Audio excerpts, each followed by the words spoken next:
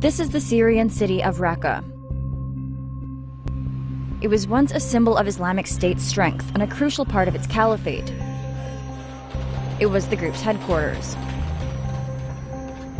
Now, it lays in ruins. But this doesn't mean that Islamic State has been defeated. So, what's next?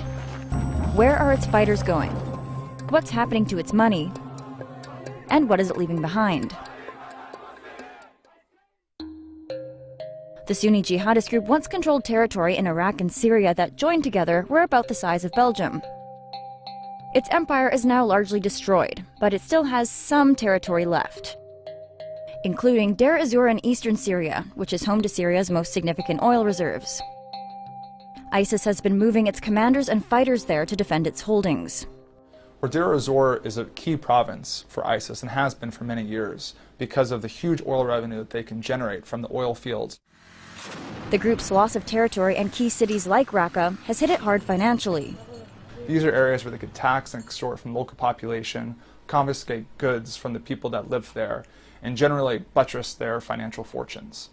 Farmers would constantly talk about how if they harvested, let's say, 10 bags of potatoes, they'd have to give one over.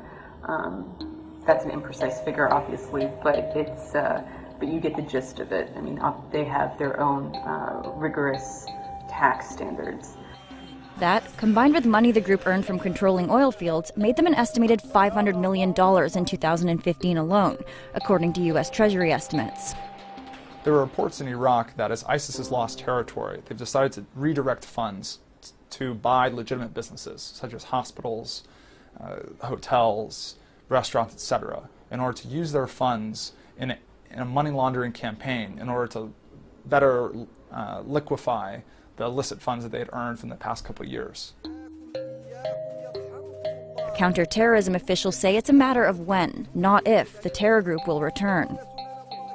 Islamic State leaves behind radicalized youths, an extensive internet network that's still actively recruiting new jihadis, and its existing fighters.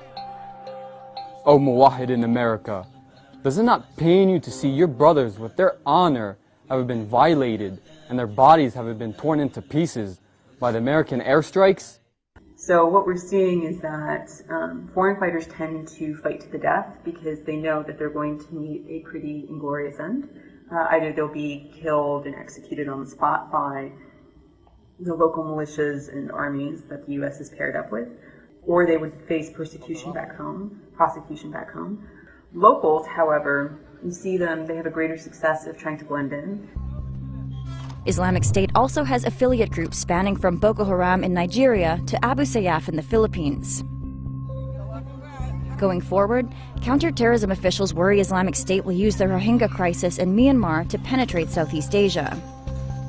We're starting to see on jihadist channels, on encrypted applications like Telegram, jihadists speaking about the Rohingya crisis as if it's the next Palestine. Power vacuums in weak states like Libya, Yemen, Nigeria, and the Philippines are also at risk for exploitation. And experts say the group will also prioritize attacking Western capitals to stay relevant. So the group's self-declared caliphate has met its end, but Islamic State's presence and influence abroad still remains.